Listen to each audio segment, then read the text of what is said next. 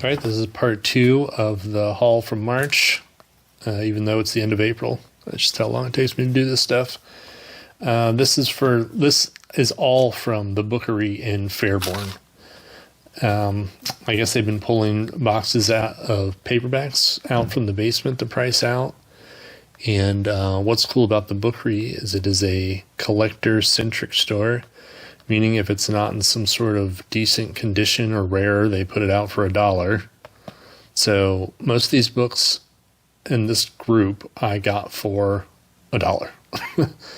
I did have to glue some of them back together, and like they're beat up, whatever. Yeah, I pulled a ton. So we're going to do these pretty quickly. We're going to do the Dells first, starting with the lowest number. I got 11 map backs, and here they are in numerical order, and 90% of the published year and cover art details I got for these, I got them off of Flickr by a guy who goes by the name Steve. That's it, just Steve. So Steve, if you're watching, thank you. You made my life a lot easier. Oh wow, this isn't even the first one I've been holding the whole time. They're not in order. Hold on a second. All right, not off to a good start. So here it is. All right, Dell 95, The Last Express by Baynard Kendrick.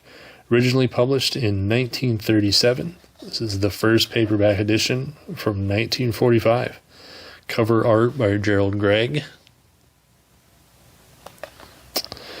This is the first appearance of blind detective Duncan MacLean. There's the map back.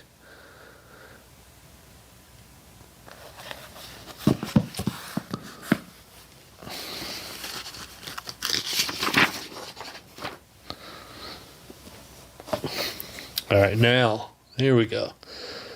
Now we're up to the Headless Lady. Dell 176, The Headless Lady. The Great Merlini, number 3. It's the Great Merlini. Looks like a ghoul himself. This is by Clayton Rawson. It was originally published in 1940. This is the first paperback edition from 1947. In real life, Clayton Rawson was actually a magician and went by the name The Great Merlini. So he based his character off of his character. He's a cross-marketing magician.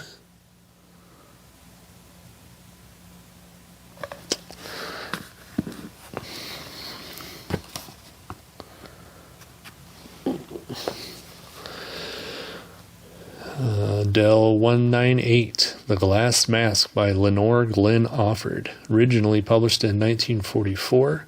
This is the first paperback edition from 1947. Cover artist also Gerald Gregg. Lenore published 12 novels, 8 of which were mysteries, and she was the San Francisco Chronicle's mystery critic for over 30 years. There's that Dell logo, which is obviously an eyeball looking through a keyhole, not an eyeball on top of a pyramid, like some people think.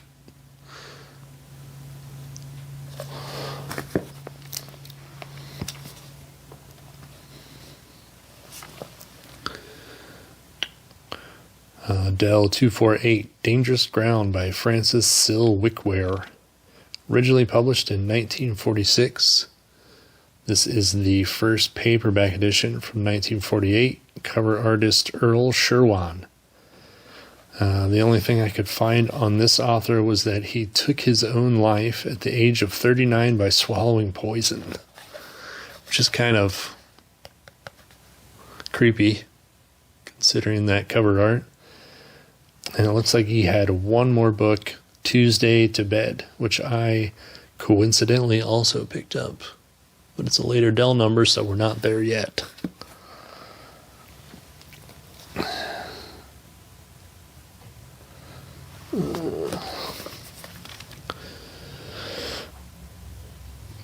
Dell 261, Do Not Disturb by Helen McCloy. Originally published in 1943. First paperback edition, 1948. I love the geometric map back drawing of the hotel on the back of this one. That was cool. Kind of reminds me of Ghostbusters.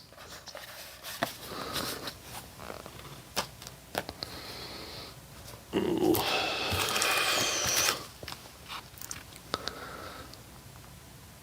Dell 263, The Panic Stricken by Mitchell Wilson. Originally published in 1946. It's the first paperback edition from 1948.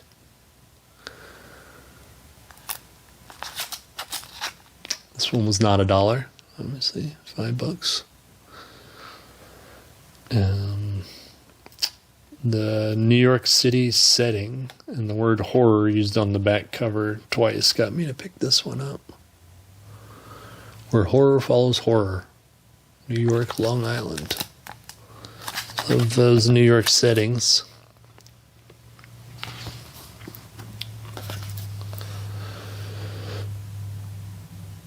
Dell 266, Ghost of a Chance by Kelly Ruse. Originally published in 1945. It's the first paperback edition. First paperback edition, 1948. Cover art by Gerald Gregg. Once again, that was the guy, I guess. It's Dell's go-to. Kelly Ruse is a pseudonym for married couple Audrey Kelly Ruse and William Ruse. Their series detectives Jeff and Hala Troy are also a married couple. Oh, isn't that sweet?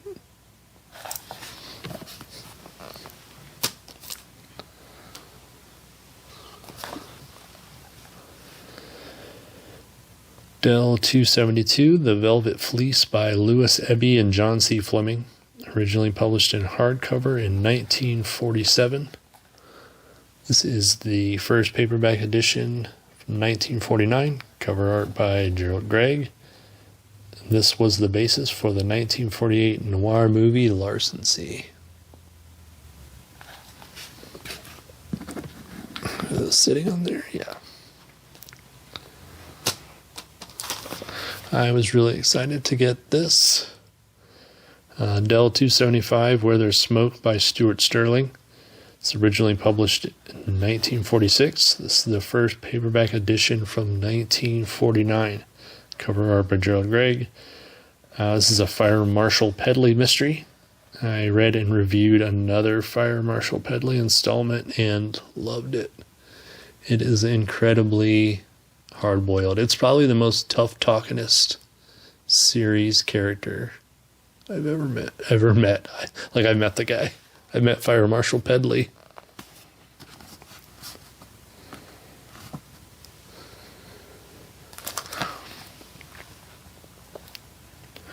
Dell 560, The Neat Little Corpse by Max Murray. Originally published in the Saturday Evening Post in 1950 as The Corpse in the Sea. This is the first paperback edition from 1952. The cover artist is Robert Stanley. Let's zoom in on that because it's my favorite of all the cover art of this little haul, this big haul. This is Sunken Treasure and Murder Off the Shores of Jamaica. So not only does it have a cool cover, I love that setting. I love the Caribbean setting. Underwater stuff. Here's another one that was not $1. This is another $5 one. Dell 740 Blowdown by Lawrence G. Blackman. Second paperback edition from 1953. The first Dell edition is number 156 from 1947. I hope this doesn't sound boring with all these numbers and facts and stuff. It was originally published in 1940. Cover art by Griffith Foxley. Let's zoom in on that. It's beautiful. Look at that. Man, it must be incredible to be able to paint like this. A little see-through shirt there.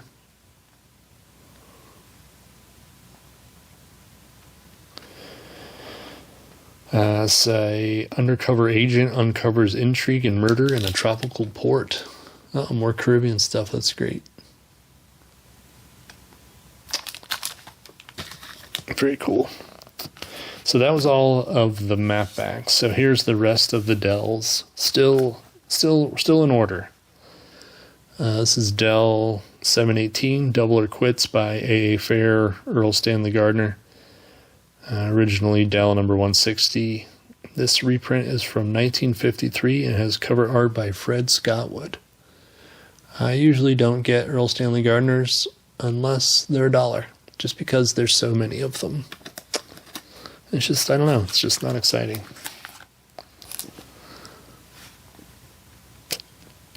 Dell 757, The Hollow Needle by George Harmon Cox.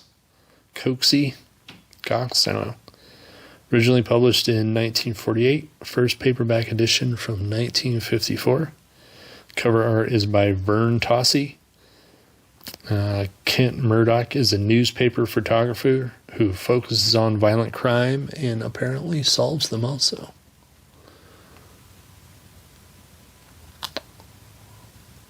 It's cool. Looks like old-time radio. But I guess it's a syringe, not a speaker. I just see what I want it to be. I don't really know what it is. I just make out whatever I want. Here's another great cover. Dell 759 Black Widow by Patrick Quinton, originally published in 1952.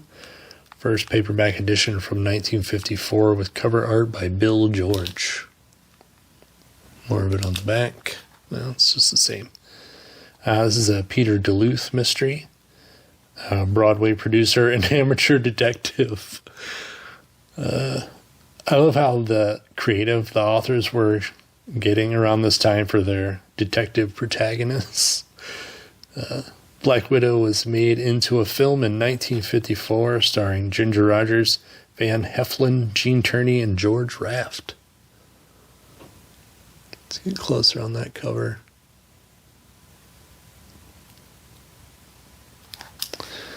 Yeah, that's a winner.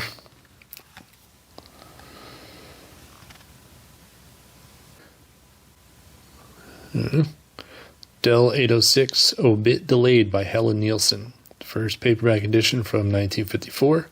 Cover art by John McDermott. This one cracks me up because the first line, the blurb on the back says, "Down at the edge of Mexican town." Like, which Mexican town? A Mexican town? I just love how generic that is, of Mexican town. But it looks to be like a gritty Southwest noir. And I love the framing of this artwork, like the angle of it. It's very cool. He's stabbed or shot. Does she care? Is she worried? She's really tiny. How close can we get? What's her reaction? She looks kind of happy. I don't know. Maybe she did it.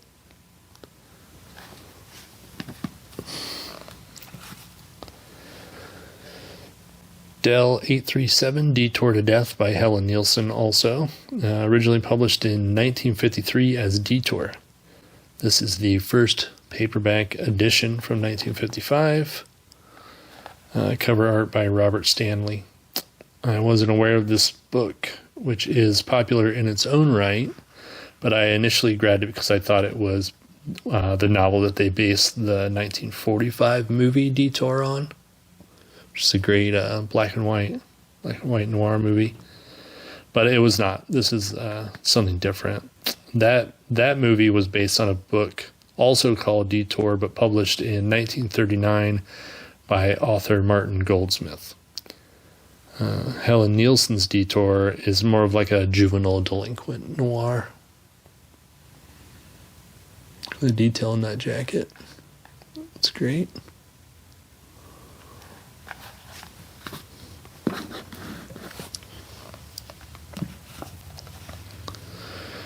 Dell D221 Dead Sure by Herbert Breen. Originally published in 1956 as A Matter of Fact. This edition is from 1958. It's about some well-meaning cops. They arrest a petty thief for murder and plant evidence when the original evidence goes missing. And as the case gets closer to trial, they uncover facts that maybe they made a mistake. So I guess it's like a backward noir, where it's the cops proving that the criminal's innocent.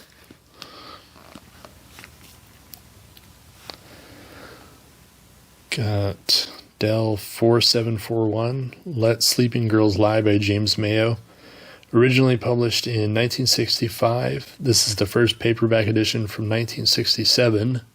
Cover art, I guess, if you could call it that, by Crowley. I don't know who Crowley is. This cover art's terrible. It kind of looks like collage art that they just put together by cutting up previous books. I mean, that's obviously a picture they just cut out of a magazine. It's not even like a decent cut. I don't know. It's just terrible. This is the second in the spy series of Secret Agent Charles Hood, written by UK writer Stephen Colter as James Mayo. Interesting pseudonym name. And lastly, of the Dells, we have these 3 Mike Shane photo covers. So let's go ahead and take a closer look at these. Check out the outfits. Nice Phillies finish last. That's great. He looks like he's, if you've seen Fear and Loathing in Las Vegas, when they had the cop convention and Hunter S. Thompson's there. They're dressed like those guys. She's wearing a wig.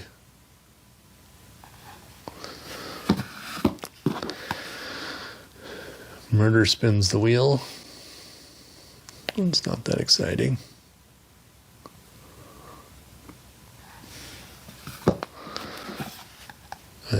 Guilty as Hell. That one's the most suggestive cover there. It's pretty cool. He's definitely rocking that red hair there. I mean, it's the same guy, but they like bumped up the red in his hair. Shirt's open. Button your shirt up, dude. Nobody wants to see that shit. So up next is the Fawcett Gold Medals. This was definitely not $1. This is number 279, The Big Guy by Wade Miller. It is a paperback original, first printing from 1953. Cover art by Jack Flaherty. Yeah, I really like the tagline of this here. When a gorilla of a man meets a tigress of a woman.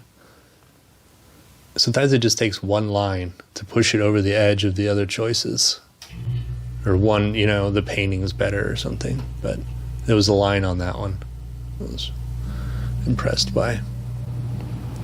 All right, well, there's the fan. Take a break. All right, fan is back off. We're back to business here. Number 523, Fawcett Gold Medal, The Second Longest Night by Stephen Marlowe. Paperback original from 1955. Cover by Ernest Chiraka. I think most people who enjoy the crime genre know that Stephen Marlowe is the pseudonym for Milton Lesser. So I didn't realize this when I picked this book up, and I was on the fence about it anyway because it looked like a romance novel here. But upon further research, where I actually read the whole blurb on the back of the book, this is the first appearance of Private Detective Chester Drum. So I loved that series, and I was really excited that that's what this was. So the very first one, Second Longest Night, and that was $1. So I'd call that a win. Got this 1973 first edition of John D. MacDonald's The Scarlet Ruse. It's paperback original, number 14 in the Travis McGee series. Like I said, I've got quite a few of these, but I've only read the Dreadful Lemon Sky, and it was okay. But yeah, so I definitely want to dive into more of these, and by the time I get to them, I'll probably have them all. 'Cause it's the way I just keep finding them for inexpensively. There's not much horror as far as books go at the Bookery, but I did find this Monsters Galore anthology with selected short stories, and the oldest going back all the way to 1891. I thought that was really interesting that it had that old of a horror story in it. It has illustrations of horrific classic paintings accompanying the stories. Let's see if we can. Just real quick, because I still got another huge stack over here. Kind of cool.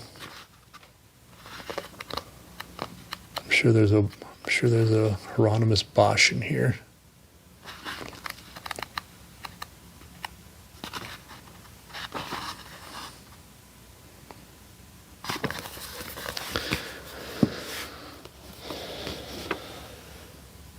We got number 13 in the Matt Helm series by Donald Hamilton, The Poisoners, from 1971.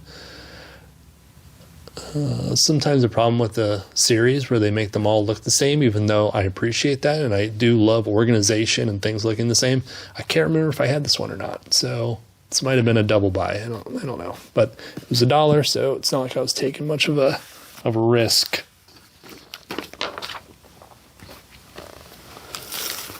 Oh, okay.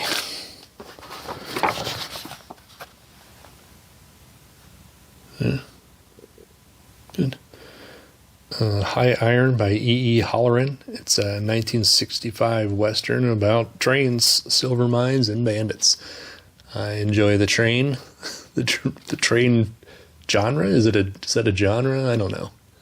Just the idea of it, I think I like. So it look cool. These little guys throwing the rock. Rob it.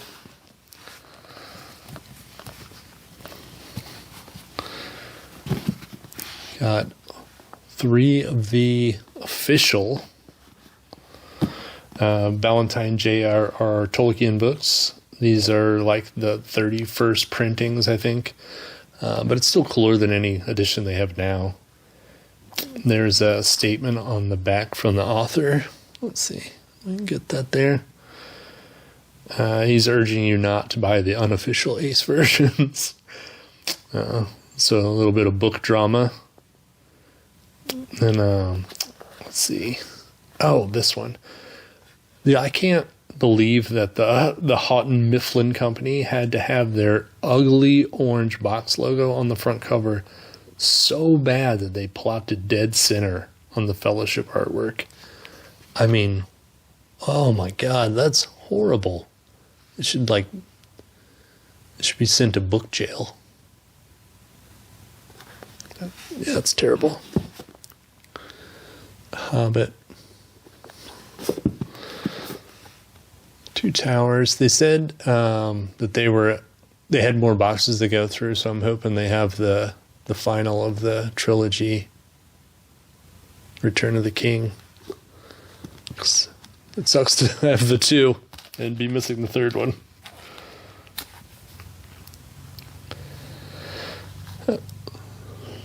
I almost never grab romance or nurse novels, but I was really into this cover art by Bob Schinella on this 1964 Nurse Marcy's Island by Arlene Hale. He looked kind of greaser, just that era. Not exactly greaser, but a ne'er-do-well.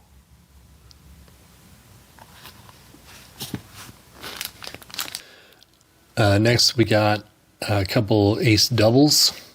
This one has been on the want list for a long time, ever since I saw that it existed. And it is the first paperback edition of Conan the Conqueror. This is the first time Conan was in paperback form. He was always in the pulps. And I recently read an article about how no one really cared about Robert E. Howard when Ace went to go do this, and there was not much excitement generated, which is, ridiculous considering how popular he is. This is the first printing from 1953, and it has, you'll notice the weird cover art there. That's supposed to be Conan, the Roman centurion. It was done by Norman Saunders. And in the same article, they mention it, but no one knows why he was drawn as a centurion instead of a barbarian, especially considering that the pulps, had been around. So it's not like it was an unheard of story, but I guess the artist didn't know. Let's see. On the, I'm not going to take that out. You get it. That's the, so on the B side, we have The Sword of Rhiannon by Lee Brackett, which I knew nothing about, but it seems to be a famous classic sci-fi novel in its own right.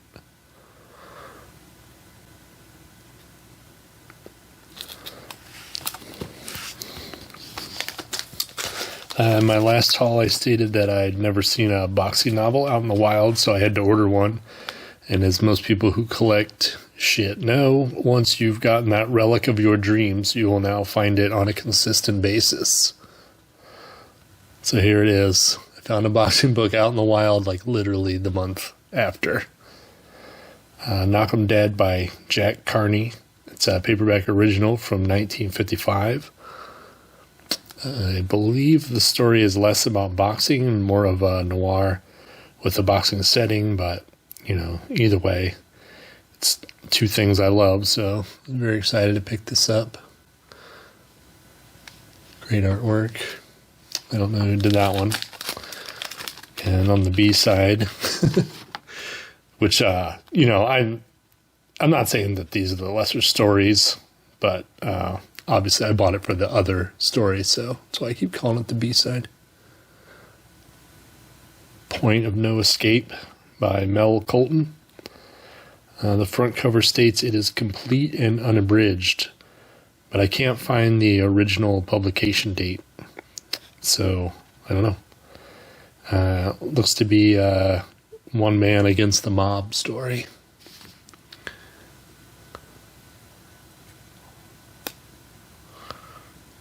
The Syndicate.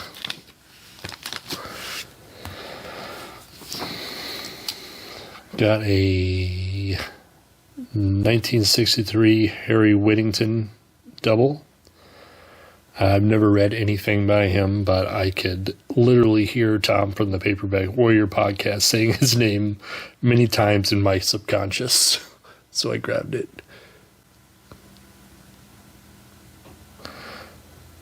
I don't always remember what the Paperback Warrior says about the authors, but I always remember the authors' names when they talk about them. Like when I'm out at the store, almost like subconsciously. It's just soaked in. But I can't, recall any of the details. Other than the Ori Hit one where they said the guy just sat at his kitchen table and chain smoked cigarettes. For some reason that stuck with me. Yeah, I don't, did I say, no, I don't know who did the cover art here. I do prefer definitely the Dry Gulch Town, but as I was speaking of Paperback Warrior, they said it wasn't very good, but it's all right. It was just a buck.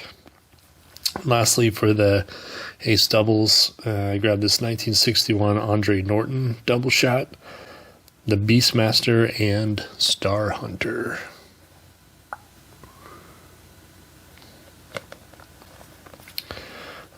Star Hunter is a paperback original. There's the Star Hunter. Monkey sidekick.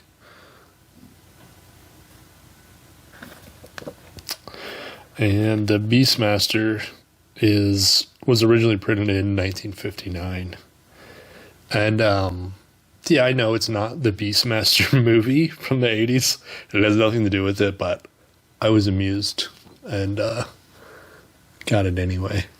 Even though I have a bunch of Audrey Norton books and I haven't read any of her books yet. But it's like my entire sci-fi collection is like that. They're just sitting over there. I just read like two a year. I just don't get in that mood very often. So they had a couple different editions of A. Merritt's The Metal Monster, including an older Ace edition, but I went with this 1966 fourth printing Avon edition because I have A. Merritt's Seven Prints of Satan with a stylistically similar cover. I like the things to match. So it has the same top box here and the same fonts. Horrifying World of Living Metal. The Metal Monster. Sounds like a Judas Priest song.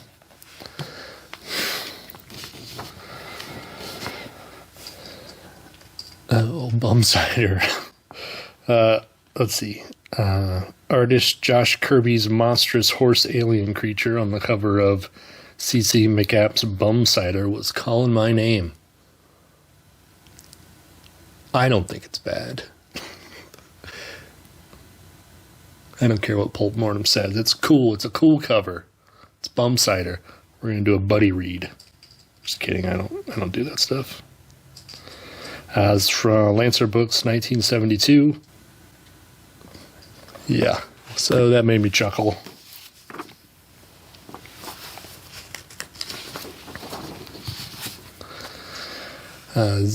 Zebra Dunn got me with this 1976 In the Tradition of Robert E. Howard marketing cover. Talbot Mundy's Tros of Samothras, Volume 2, Avenging Leophale. I wonder how they come up with that stuff. They just let the cat walk on the keys of the keyboard. Talbot Mundy's real name is William Lancaster Gibbon. I thought this was a 70s writer inspired by Robert E. Howard and, continuing the legacy.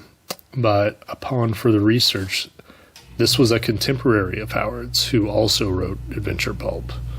And in fact, the copyright on this is 1925. Cover art by Tom Barber. And we're going to take a fan break. Alright, so it's getting to be long again, so I guess I'm going to split it into 3 parts. So let's go ahead and end it for this time, and for this round, and then go ahead and separate it into a third one.